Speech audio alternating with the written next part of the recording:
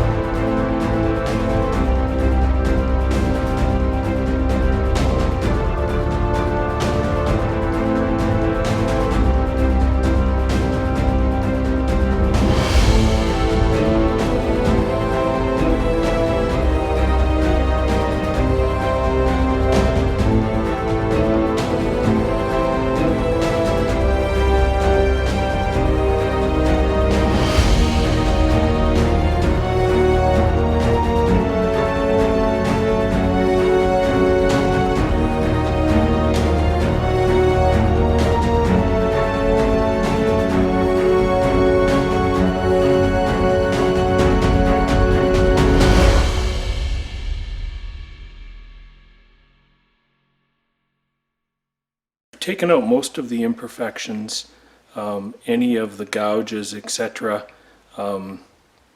This is the part that faces the target, and I just scraped it for maybe about 20 minutes to half an hour with those two scrapers. Here is the side we're going to do right now.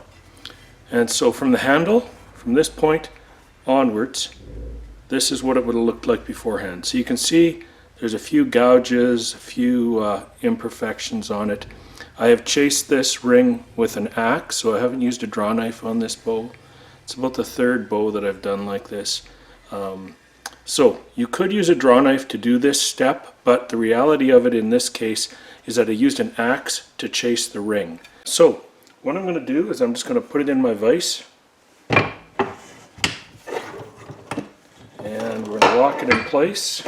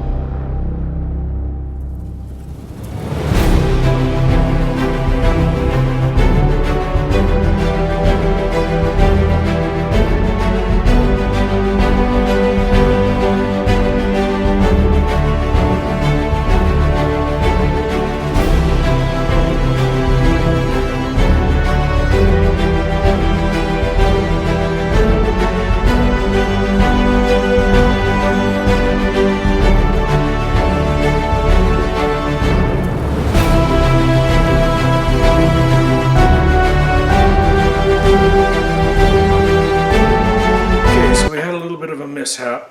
So this is the side that turned out well with scraping, and then this is the side that didn't. And so I'm not quite sure what happened. The rings really threw me off. I basically wrecked this piece of wood because, as you can see right here, mid-limb, it's just too thin to give me the draw weight that I want. It's like maybe a 1/4 inch if less. And that in itself is a weak point. So I shouldn't have taken so much off the belly. But in chasing the ring, I had to go down 2 rings. And I couldn't quite figure out why there was so much runoff on the one. I haven't seen that before to that degree with using an axe as opposed to a draw knife. So of course there are drawbacks to using an axe. This might be a good example of one, a nice piece of wood that basically won't be made into a usable bow. I could make it probably into something like a 30-pound bow. That'll at least end this series on chasing the ring with an axe, even though you can see it did work on one half. Scraped it and it was fine. So it's not a complete failure if half a bow is useful, at least in a demonstration.